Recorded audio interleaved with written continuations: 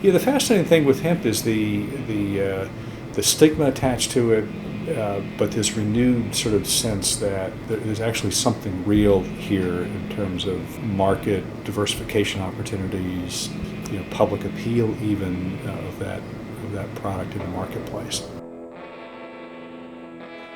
That was Russell Redding, the Pennsylvania Secretary of Agriculture. Very excited to talk to him today on the podcast. Today is our third podcast. As you know, it's all about industrial hemp for a little while. And hey, some exciting news before we get started. We have been approved by iTunes, and you can find us there.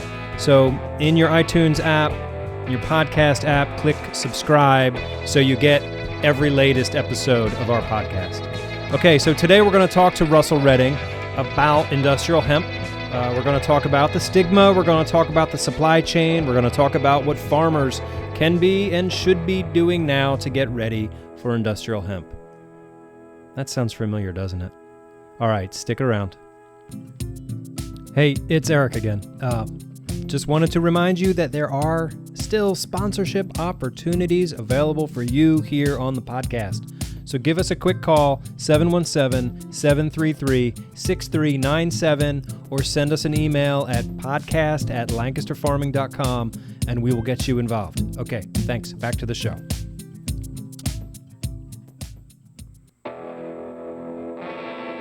Hey, welcome back. My name is Eric Herlock. I'm the digital editor at Lancaster Farming Newspaper, and today I'm very excited to share with you an interview I conducted with the Pennsylvania Secretary of Agriculture, Mr. Russell Redding.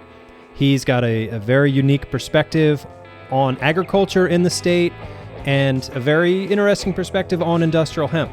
So we're just going to jump right in. Okay, here we go. And if you could just introduce yourself to us. Yeah, Russell Redding, Secretary of Agriculture, Pennsylvania. Okay, so today we're going to talk about industrial hemp. So at what point did you think it was a good idea to bring hemp back to Pennsylvania? Yeah, it was long before the 2014 Farm Bill made it legal to do so, right? We had talked about this for a couple of years, and there had been sort of interest in our work as a department. For some time there were sort of rumors of some attempt being made the national level to change the course of federal policy around it. That discussion, was in our state, it was in our region through our state departments of agriculture. There were national organizations that we are parts of, either on the feed officials, the regulatory side, department advocacy. So there have been a lot of conversations, but it goes back in the early stages, probably 2009, 2010. Is we really began to take this pretty serious, that it had potential for us. Okay. What, in your mind, was the attraction to it? I think there were a couple of levels. One, when you have towns and townships that carry the name Hempfield in Pennsylvania's case, Lancaster, there are others, you know that it's real. It's not something just somebody passed through the neighborhood. It was actually rooted here and long history. So intrigued by what that looked like and the opportunities with it. Have a lot of standing interest for me personally in the opportunities, not just from the market side, but potentially the environmental remediation. And I think that's one of the opportunities for us. If we talk about the bay, we talk about nitrogen, we talk about phosphorus. What are the plants that can do that most effectively? I think, hemp is in that category. Fast growing, so you have some opportunities in cover crop for high erosion soils. So I think there's a really strong environmental stewardship component to this. Did you have any reservations about it? I mean, what do you think about like the stigma with marijuana? Yeah, that is a manufactured stigma, and it's unfortunate that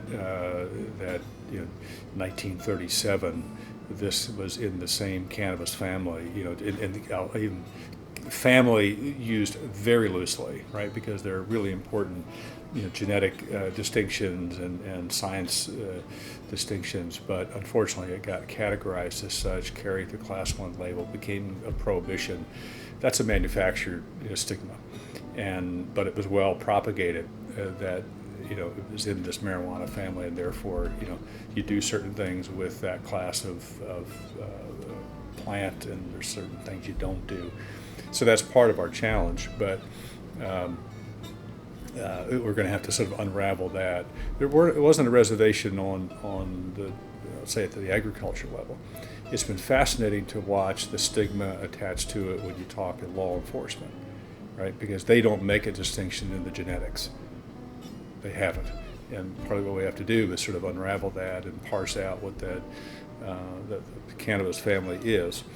But we also see it by extension of the law enforcement's concerns at our local governments. Right? There are township officials and others who have really been cautious about that industrial hemp plant because of what it looks like, and concerns, I think, about what the public perceptions will be if it appears in the township, right?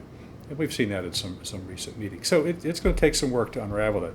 So how do you sort of bridge those reservations, with conservative farmers? And, do you think that's going to be an issue, or do you think farmers will look at it just as sort of a dollars and cents kind of equation? Well, I think that it's, the last 2 years have been telling. I've been in meetings with, the Amish community, and they can't wait to grow it, right? So I think there's a sensitivity there. There's familiarity with it. Certainly the family and community were growers of industrial hemp for many years, and when it went away, they had to step out of it. And I think it's been interesting in that community where I think there's a greater awareness of what the plant was historically and what its potential is today. There are some in the English community that are more sensitive to the perceptions of the plant and maybe take a little more convincing to grow it. But I don't think that's as much of an issue in year 2 for Pennsylvania as it was in year 1. Just by conversation, we now have the major farm organizations sort of on board with it. That tells me that there's a growing awareness of the opportunity, but also a comfort level with the plant and potential. Are you confident that it'll pass through the Farm Bill this year? I'm confident only because of the prime sponsor, Industrial hemp. Senator McConnell.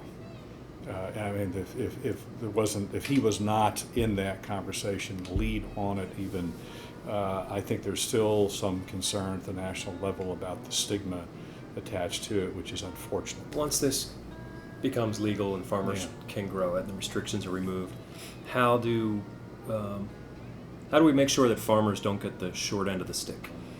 That is on the list, and I've been reminded of that a couple of times, even from the farmers, right? Because there's the concern that we've got to be sort of farmer-centric in how we build out the program and make sure that the farmer is a primary beneficiary of this, right? And it's pretty rare because we've had experiences where farmers are growing corn and soybeans and wheat and all these other grains and such. This is one where, for the very beginning, you actually can set a model for the control of it, and not proprietary, but at least control in that supply chain to determine who grows it, what value is added, what market channels are available to you. So I think we have a high level of responsibility to help ensure that structure is protected at the outset, right? We'll also say quickly, though, that it's incumbent on the farmers to have some organizational structure that facilitates that, and that's either by cooperative or by whatever agreement they want to structure. They have to sort of take some responsibility for it. And there's some discussions occurring about how we organize that at the state. How do you facilitate that? This whole supply chain discussion, I think, is among other issues, one of the most important. And what does that supply chain look like? Who contributes to it? Who benefits from it? Is something we should really, pay close attention to and help facilitate that the right people are in that conversation. because it's part of this infrastructure discussion around industrial hemp that I think is one of the most important. Right? Infrastructure means the intellectual capacity. Right? So what does extension and research look like relative to that infrastructure? What does the checks and balances of supply chain look like in terms of on-farm storage? And I think they're all part of the conversation about the farm community's opportunity and role with that, right? So that's been part of what we've been encouraging. Likewise, folks have encouraged us to sort of facilitate some of those conversations, try to have a steering committee, so we're not assuming that certain conversations are going to occur, or that somebody within the ag community is actually going to take the leadership to convene all of that. But we very intentionally sort of structure it. Not control it, but try to structure it. So we're in those conversations and have sort of in our own mind have the schematic that at the very core has been sort of farmer. And then around it have got a number of sort of issues from research to workforce to equipment to supply chain, are all part of those considerations. So I think that is the central question. We'll figure out the science of it. We'll figure out product uses of it. But the question is whether it's actually going to be something where the real economic value is harnessed at the farm level. And I think that's something we need to pay particular attention to. So what should farmers be doing now to sort of prepare for this? Yeah, I think there are a couple things I would say. One, for farmers with an interest in whether they're a permit holder today or just see long-term, assume for a moment the Farm Bill were successful and we get a green light, is that the farm community ought to be talking about, well, okay, if I have that opportunity, what do I need to, what do I personally need to be successful there, right? Does that look like on-farm storage opportunities? Who do I look to in terms of advice and counsel and crop consultants? I mean, what is their knowledge level? What access do I have in terms of both the seed quality and the integrity of that seed? What do I have for both the agronomic question of fertilization and soil testing and insect control? There are pieces that the farmer shouldn't assume that somebody else is actually figuring out, right? So pull their interests together, and we have really good models where we have crop consulting groups that have formed around in certain regions of interest. So that would be number one, is start to organize a little bit. Two, there are examples around the world, right? If you look into Canada, to our neighbor, they've got some very structured programs and supply chain pieces. So that would be a second. Third would be, we have the standing issue of equipment to plant and harvest. And one thing I've learned with the ag community is they're great entrepreneurs. They'll figure it out, they'll modify, they'll make it happen. But that was a lesson out of 2017 that needs a lot of work. We're lucky to have some of the manufacturers right here in Pennsylvania. We should be talking to them about what that looks like. Right? Have you talked to them at all about this? We have. We had a couple of conversations with CNH, Case New Holland, and they were quick to respond that yes, it's of interest and it's within the company, and there's a lot of knowledge in Canada and their work up there in sales and equipment and service. Yeah, so that would be one that I would say. The other piece around the farmer interest, and I think is important, is the control of the genetic seed stock. And I think it's one area, again, where you can reset a conversation that in other crops has evolved that did not include the farmer's interest in it necessarily, right? And I look at this as one of those where, Pennsylvania has an opportunity to sort of have some Pennsylvania preferred and protected seed stock. Two is that should really be held by, as closely as possible, the farm or the farmer's interest, and not some corporate interest. I really worry about that, right?